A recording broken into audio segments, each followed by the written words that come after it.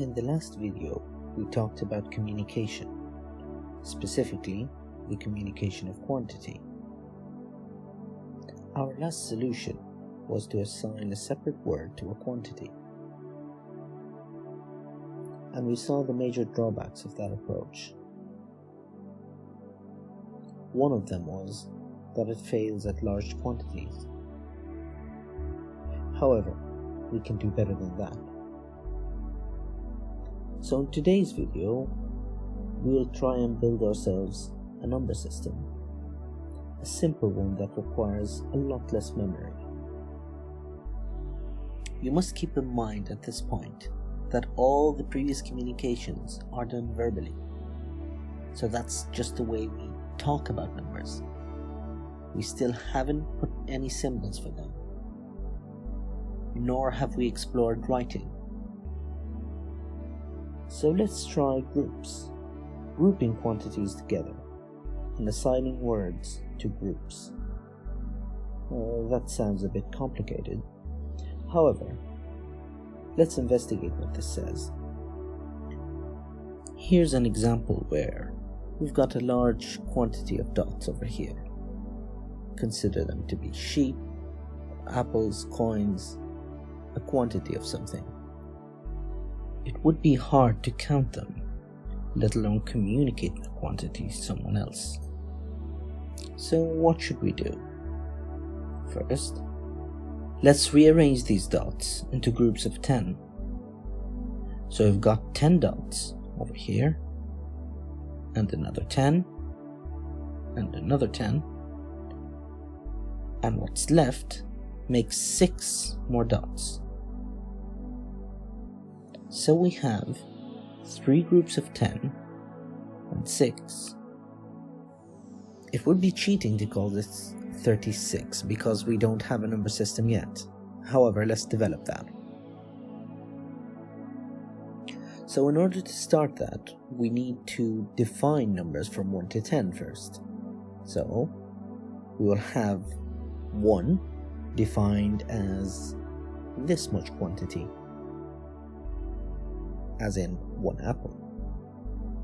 2 as this much, as in 2 apples.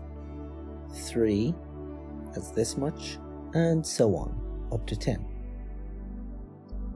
These numbers would be the fundamental building blocks of our system, and we will always group them in terms of 10. As you can see, this would be okay to describe numbers that are 10 or less. However, what if we want to go above 10? Well, in this case, we'll make use of the word and. So let's have a look at this example. Here we've got a quantity of apples. So let's see how many we've got. We've got a group of 10 and 2 apples. Alright, let's try another example then. What if we had this much? That would be a group of 10 and 5 apples. That's 10 and 5. Now let's try this again. This much. That would be 2 10s and 3. And so on. So we can construct the numbers greater than 10. So here is a list of numbers. Here we have 10 and 1, 10 and 2, 10 and 3, so on. We've got 2 10s and 1, 2 10s and 7, 5 10s and 4. Well, we can improve on that a little bit. As you can see, the word that is recurring the most in every sentence is and.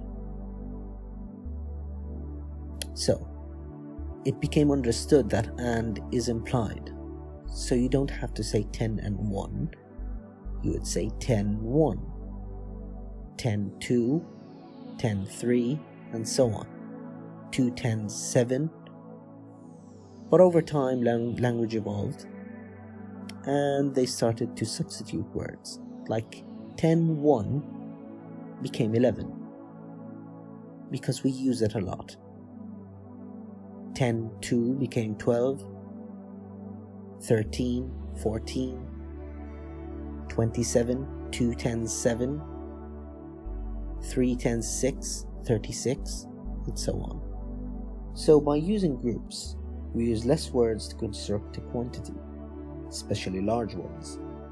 So the ingredients for a base 10 number system are: first, you need 10 numbers. You need to define the first 10 numbers from 1 to 10. Second, you need one additional word for every power of 10. So what is a power of 10? Let's take this example to illustrate what a power of 10 is. Here we've got one little dot. 10 of those, that's the first power of 10. So you have one group of 10. Now, once I have 10 groups of 10, I have to give it a new name, which is called 100, which is 10 tens. So that's the second power of 10. And what is the third power of 10? Well, we need 10 groups of 100s, and that is 1000. So that's the third power of 10. So we will add one additional word for every power of 10. As you can see, for the first power, we had 10. For the second power, a new word, 100. Third power, 1000, and so on. So here's a question. Why do we need all this? Well, we explored the weaknesses of the previous systems. So let's demonstrate the power and efficiency of this system. Let's take the numbers between 1 and 999.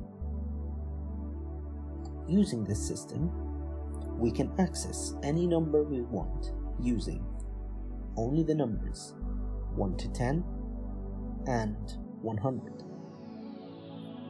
So, using 11 words, we can cover 1000 numbers. Let's have a look at this example. 236.